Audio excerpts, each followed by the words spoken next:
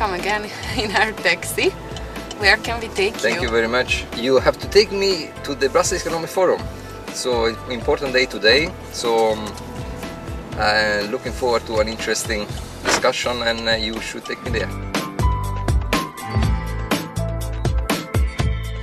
This year, almost inescapably, we have decided to talk about growth. I mean, there are many problems in the European economy, in the economy at large.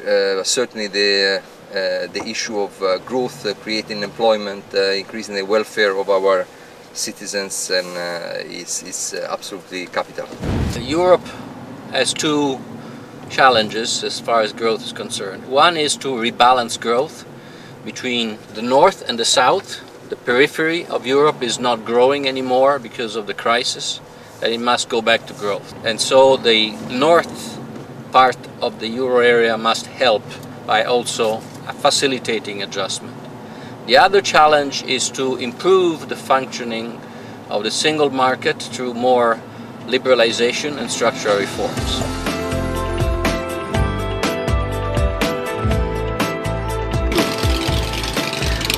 Drive slowly, voilà. Okay. I heard that lots of interesting comparisons came up. One of them was the fable of La Fontaine, the ant and the, how is it called? The Grasshopper. That's right. In French we say la cigale et la fourmi, which is a story of the ant, which is a hard worker, the other animal, which is enjoys life, but the latter becomes indebted to the former. And so what are the lessons for Europe? Some countries are free riders on others, and so countries should all be disciplined. So I guess there was the idea that some countries have worked really hard, like Germany and Northern Europe countries, to improve their budgetary situation, and other countries have been more like spending, consuming in the southern part of Europe. And how can we, rebalance things so that the euro is sustainable? I think that was this fable.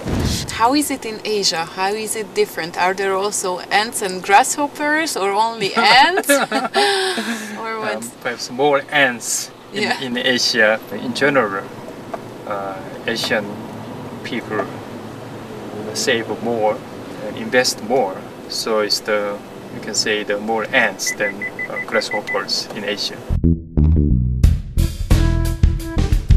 In the official newspaper of the Brussels Economic Forum, they refer to something which they call the Hübner's growth formula.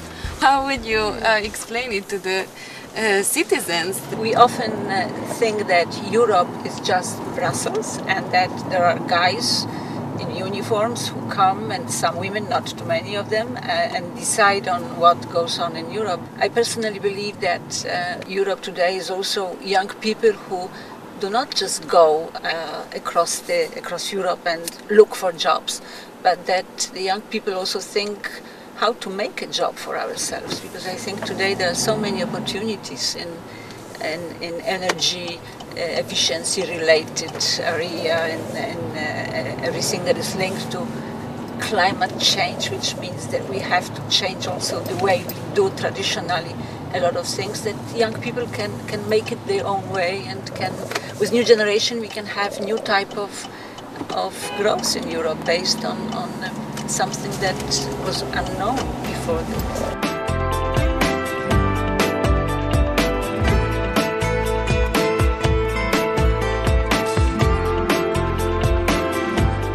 What are you doing today in Brussels? Came for the Brussels Economic Forum. I'm giving a talk this afternoon on strategies for restoring economic growth in Europe.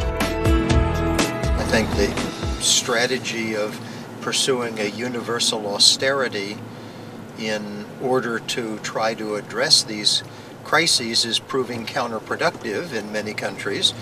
And in time it's likely to prove counterproductive for Europe as a whole, because the Northern Europeans, I believe, are mistaken to believe that they can have their growth remain intact while the Southern Europeans are squeezed ever tighter.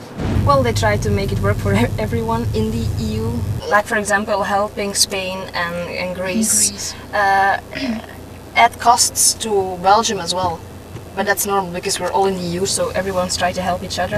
I think the main message that I would say is that, you know, if we want to introduce growth, if we want to introduce, you know, economic prosperity, an important way to do that would be to end the crisis. If you can end the crisis, then a lot of the confidence in investment and that kind of thing will come back. So I think that the first order, the priority for the people of the politicians of the Eurozone is resolve this crisis, and then growth will follow.